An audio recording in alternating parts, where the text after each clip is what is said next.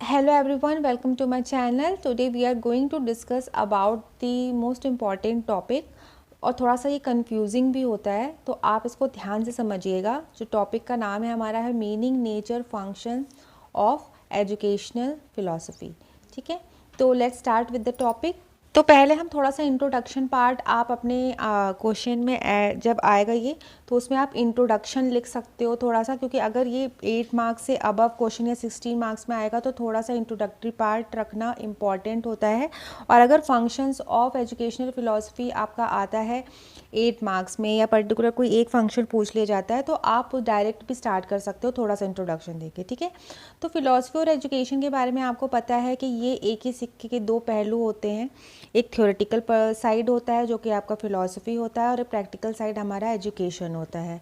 तो उसी चीज़ को थोड़ा सा इलेबोरेट किया है समझने के लिए, तो आप इसको रीड आउट कर लेना पीडीएफ में। मैं ऐसे ही जस्ट बता देती हूँ कि क्या चीज़ इसमें बताई गई है कि फ़िलॉसफी जो क्या है। अगर किसी भी philosophy is a search for a general understanding of values, and it signifies a natural and necessary urge in human beings to know themselves and the world in which they live. Education, like philosophy, is also closely related to human life. Therefore, being an important life activity, education is also greatly influenced by philosophy. तो ये क्या कहलाता है कि education जो है और philosophy, ये दोनों ही बहुत ही इम्पॉर्टेंट एस्पेक्ट्स है in the field of acquiring knowledge. कोई भी ह्यूमन बीइंग अपने एग्जिस्टेंस के बारे में जानना चाहता है, अपने वैल्यूज़ के बारे में जानना चाहता है, तो फिलॉसफी आपको जो है एक थ्योरेटिकल पर्सपेक्टिव प्रोवाइड कराता है, और एजुकेशन उसी का प्रैक्टिकल साइड है कि हम उसे किस तरीके से इम्प्लीमेंट करेंगे अपनी लाइफ में, कैसे अप्लाई करेंगे, कैसे एक्वायर करेंगे।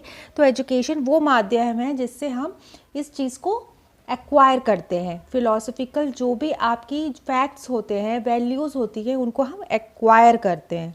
ठीक है, various fields of philosophy like the political, social philosophy and economic philosophy have great influence on the various aspects of education, like educational procedures, processes, policies, planning and its implementation from both the theoretical and practical aspects.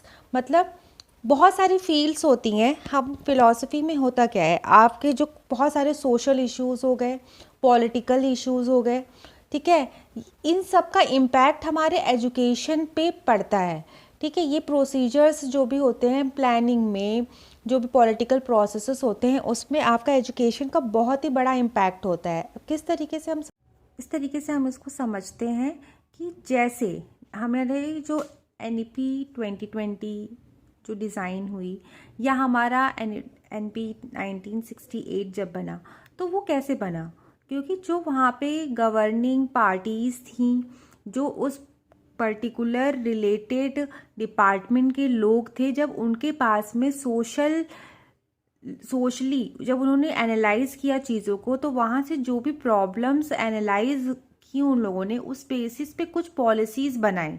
जैसे education में inequality थी, ठीक है, और आपका जो marginalised groups थे उनके लिए प्रॉपर एजुकेशन सिस्टम नहीं बना हुआ था, इंक्लूसिव एजुकेशन का कोई भी रूल्स या कुछ भी उसके बारे में एक सिस्टमेटिक वे में कुछ भी ऑर्गेनाइजेशन नहीं हुआ था। तो जब सोशली ये सारी चीज़ें डिपार्टमेंट तक पहुंची, तो उन्होंने उस चीज़ को एनालाइज किया और उससे रिलेटेड पॉलिसीज़ को फॉर्मुलेट करके उसमें अमेंडमेंट्स किए। ठीक है, तो इसी तरीके से ये सारी चीज़ें इंटर रिलेटेड हैं। तो वो हुई कैसे, जो उसके बारे में पहले से भी कुछ आपके डॉक्यूमेंटेशंस हुए थे, उसका एनालाइजेशन हुआ और उसी में ही अमेंडमेंट्स करके न्यू पॉलिसीज़ बनी। तो इसीलिए फिलॉसफी इंपॉर्टेंट है कि एजुकेशन के थ्रू आप कोई चीज़ें चेंजेस तो लाते हो, बट वो किस बेसिस पे लाओगे, तो वो फाउंडेशन जो आपका है प्रोवाइड करता है, हमारा फिलॉसफी प्रोवाइड करता है। तो उसी बेसिस पे ये जो सारी फॉर्मुलेशंस होती हैं, जो इंटरनली जो चीज़ें होती हैं, उस बेसिस पे कुछ फंक्शंस होते हैं फिलॉसफी के, जो कि आपके कोर्स में हैं, वो इस तरीके के हैं कि आपका normative functions, speculative functions and critical functions. ठीक है, तो लेट्स स्टार्ट कि हम समझते हैं कि हमारे फंक्शंस ऑफ फिलॉसफी क्या होते हैं। तो इस तरीके से आप फंक्शंस ऑफ फिलॉसफी के लिए एक फ्लो चार्ट बना सकते हो, जो इस तरीके से ये बताया गया है, जिसमें functions of philosophy of education आपके ये फ्लो चार्ट को आप इंक्लूड कर सकते हो। एंड देन आप जो भी आपका फंक्शन है, पहला नॉर्मेटिव फंक्शन ऑफ फिलॉसफी, किस तरीके से आप हेडिंग डाल सकते हो। आप चाहे तो पहले स्पेकुलेटिव भी डाल सकते हो, इट डजेंट मैटर, जिस तरीके से आपका क्वेश्चन में पूछा हुआ हो। और अब हम समझते हैं कि हमारा नॉर्मेटिव फंक्शन क्या होता है। तो नॉर्मेटिव फंक्शन ऑफ फिलॉसफी आपका क्या कहता है, और स्पेकुलेटिव फंक्शन ऑफ फिलॉसफी क्या कहता है, और आपका क्रिटिकल फंक्शन ऑफ फिलॉसफी क्या कहता है। तो नॉर्मेटिव फंक्शन आपका क्या कहता है कि some contemporary thinkers call the analytical philosophers see philosophy as a study that simplifies and analyzes issues and statements pertaining to other subjects in order to enable us to understand them better। तो कुछ philosophers जो हमने अभी भी बात की कि philosophers ने बहुत सारे फैक्ट्स एंड थ्योरीज पहले से ही प्रिंसिपल्स बना रखे हैं, जिसके बेसिस पे हम एनालाइज करके अपनी प्रॉब्लम के अनुसार आगे चेंजेस लाके या उनका ही इम्प्लीमेंटेशन करते हैं विद सम मॉडिफिकेशंस, या उसमें कुछ ड्रास्टिक चेंजेस भी हो जाते हैं कभी कभी, ठीक है, according to the current scenario. हो सकता है कि जो रूल आपका 25 साल पहले बना था वो आज के सिनेरियो के हिसाब से नहीं हो, लेकिन ये भी इम्पॉर्टेंट होता है कि पहले रूल क्या बना था वो भी जानना इम्पॉर्टेंट होता है, और उसमें किस हद तक हम आज चेंजेस ला सकते हैं वो भी हमारा जानना ज़रूरी होता है। तो बहुत सारे थिंकर्स ने इस तरीके की आपकी पहले पॉलिसीज़ बनाई हुई थी। फिर उसके बाद क्या है, the facts theories given or explained by the philosophers help the stakeholders of education in understanding and formulating the plan action effectively। तो नॉर्मेटिव फंक्शन ऑफ फिलॉसफी में आपका क्या होता है, ये एक स्टैंडर्ड और एक नॉर्म्स को सेट कर देता है। जब हम कोई भी फिलोसफिकल इशू पे काम कर रहे होते हैं इन एजुकेशन सिस्टम, तो कुछ स्टैंडर्ड्स और आपके रूल्स डिसाइडेड होते हैं, जो फैक्ट्स जो होते हैं वो डिसाइडेड होते हैं, और उसको ही फॉर्मुलेट करके जब हम काम कर रहे होते हैं तो यही आपका नॉर्मेटिव फंक्शंस ऑफ फिलॉसफी में आता है। ये आपका फैक्ट्स पे बेस होता है। Normative function sets the standard to be followed. तो ये एक स्टैंडर्ड फॉलोड कर देता है। जैसे कि अब NEP 2020 है, अब जब ये भी एक आपका डॉक्यूमेंटेशन हो चुका है कि भाई अब यहाँ पे कंस्ट्रक्टिव वे ऑफ एजुकेशन होगा, आपका चाइल्ड सेंटर्ड एजुकेशन होगी, इक्वल राइट्स मिलेगा सबको पढ़ने के लिए, एक्टिविटी बेस्ड लर्निंग होगी। तो ये नॉर्म्स सेट हैं, इस स्टैंडर्ड के अकॉर्डिंगली ही आपको काम करना है, ठीक है। तो ये उस चीज़ को दर्शाता है। फिलॉसफिकल एस्पेक्ट, वो फिलॉसफिकल एस्पेक्ट ये उस साइड का दिखाता है जिसमें स्टैंडर्ड्स सेट हैं, ठीक है। तो फिर उस चीज़ को करके हम उस चीज़ों को ध्यान में देके हम इसमें पॉइंट्स लिखेंगे। नॉर्मेटिव फिलोसफीज और थ्योरीज ऑफ एजुकेशन में make use of the results of existent philosophical theories and facts. तो जो भी एग्जिस्टेंस फिलोसफी हैं उस पे हम रहते हुए जब काम करते हैं तो वो आपका नॉर्मेटिव फंक्शन ऑफ फिलॉसफी में आता है। मतलब इसमें सारी चीज़ें ऑलरेडी नॉर्मेटिव से आप नॉर्म्स याद रखना, नॉर्म्स मतलब कि कुछ सेट ऑफ रूल्स ऑलरेडी बने हुए हैं जिसको फॉलो करते हुए हमें काम करना होता है, ठीक है। फिर स्पेकुलेटिव फंक्शन ऑफ फिलॉसफी क्या कहलाता है, the mind is a very essential instrument for doing philosophy. आप जो भी चीज़ करते हो वो अपने माइंड में ही तो करते हो, अपने दिमाग में ही तो चीज़ों को सोचते हो और चीज़ें आपके दिमाग में ही चल रही होती हैं, ठीक है। तो ये एक एसेट है जो कि बहुत ही इम्पॉर्टेंट है in philosophy and education. A person can imagine things that are possible and even those that are not possible. These speculations on issues allow a man to create hypothesis on the problem। तो speculative philosophy आपकी वो function जो है दिखाती है जब इंसान के पास में कोई भी प्रॉब्लम आती है तो वो उसके बारे में खुद से कुछ मनोधारणा या हाइपोथेसिस क्रिएट करता है। वो ट्रू भी हो सकती है, नहीं भी ट्रू हो सकती है। इसको हम इस तरीके से समझते हैं, मान लीजिए कि आपको पता चला कि आपको किसी भी प्रोजेक्ट के लिए किसी हार्ड स्टेशन पे जाना है, ठीक है। अब आप हार्ड स्टेशन पे कभी गए नहीं हो और आपने उसके बारे में बहुत सारी चीज़ें मनोधारणा बता ली, पॉजिटिव या नेगेटिव, कि वहाँ पे ऐसा होगा, मे बी ये प्रॉब्लम्स आएंगी, हाँ वहाँ पे पीस होगा, बहुत सारी चीज़ें आप बना रहे हो लेकिन अभी आपने उस चीज़ को फेस नहीं किया है। लाइक आप रिसर्च भी जब करते हो तो रिसर्च में आपको पता होता है कि आपको ये पता करना है कि पर्टिकुलर एज ग्रुप के लोग जो हैं उस पर उनके पास में कितनी कंप्यूटर की नॉलेज है।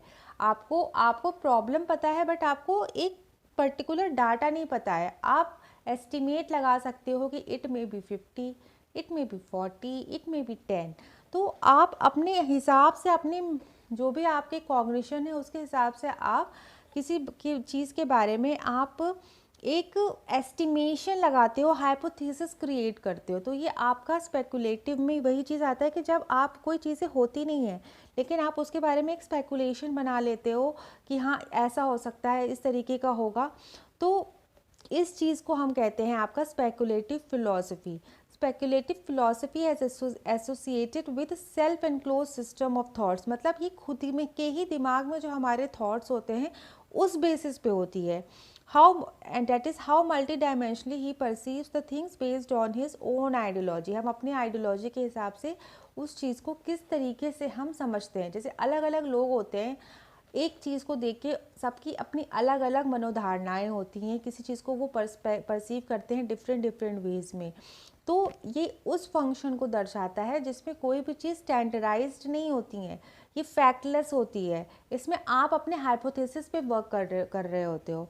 It is non verifiable narrative of the whole of reality, it is factless. Okay, जैसे कि आपने एमएड फर्स्ट ईयर में भी पढ़ा होगा कि जब आप रिसर्च करते हो तो रिसर्च में क्या होता है कि सबसे पहले आपको एक प्रॉब्लम पता होती है, उसके बारे में आप रिलेटेड लिटरेचर्स को पढ़ते हो कि ये इस तरीके से होता है। तो जब समझो कि आप जब उस लिटरेचर फैक्ट्स को आप पढ़ के कोई चीज़ इम्प्लीमेंटेशन उसी तरीके से करते हो तो वो आपका नॉर्मेटिव में आ जाएगा।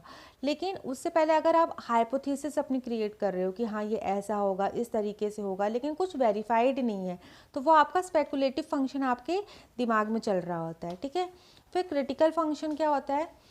Critical function of philosophy aims to attempt to state what is and why it is valuable that is education system is to inculcate in the learners for their holistic development. मतलब critical function में आपका आ गया critically और analytically आप किसी चीज़ को analyse करते हो। कोई भी चीज़ करने से पहले आप उसके डिफरेंट पर्सपेक्टिव्स को देखते हो और उसके बाद कोई कंक्लूजन को ड्रॉ करते हो। तो ये वेरियस एस्पेक्ट्स को क्या करता है? क्रिटिकली एनालाइज करता है।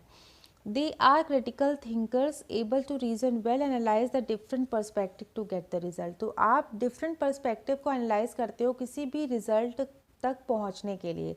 तो इसी तरीके से जब आपने हाइपोथेसिस रिसर्च में क्रिएट की थी तो आप क्या करते थे? हाइपोथेसिस क्रिएट की, फिर आपने लिटरेचर को पढ़ा और कुछ चीज़ें ऐसी होती हैं कि जो आपको उसी तरीके से ही फॉलो करनी होती है क्योंकि वो बहुत सारी चीज़ों, जैसे कि मान लीजिए कोई भी डेटा निकला, फॉर एन एग्जांपल निकला कि भाई प्रेसिपिटेशन की प्रोसेस हम जो है इस तरीके से होती है। अब वो फैक्ट है, अब वो बहुत बार बहुत लोगों के द्वारा वेरीफाइड हो चुकी है कि भाई प्रेसिपिटेशन अगर है तो जैसे आप बच्चों को एक्सपेरिमेंट अगर दिखा रहे हो कि एक पानी में आपने बाउल में आपने पानी लिया जो स्टीम आपने स्टीम करने के बाद और उससे जो वेपर्स निकल रहे हैं, जब आप ढक्कन से ढकोगे तो उसमें से ड्रॉपलेट्स निकलेगी, ये चीज़ लिखी हुई है।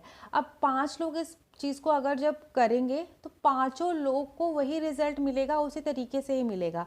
तो उन फैक्ट्स में आप चेंज करने के लिए नहीं जाओगे, आप दूसरा एक्सपेरिमेंट कर सकते हो।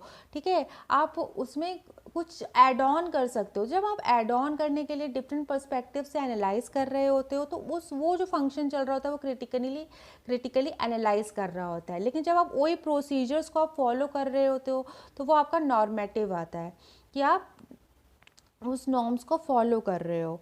ठीक है, तो इस तरीके से हम समझते हैं। I hope you like this video. Please like share subscribe and please subscribe because आप सब्सक्राइब करोगे तो उससे मोटिवेशन मिलता है टू क्रिएट समथिंग न्यू। तो थैंक्स फॉर वॉचिंग।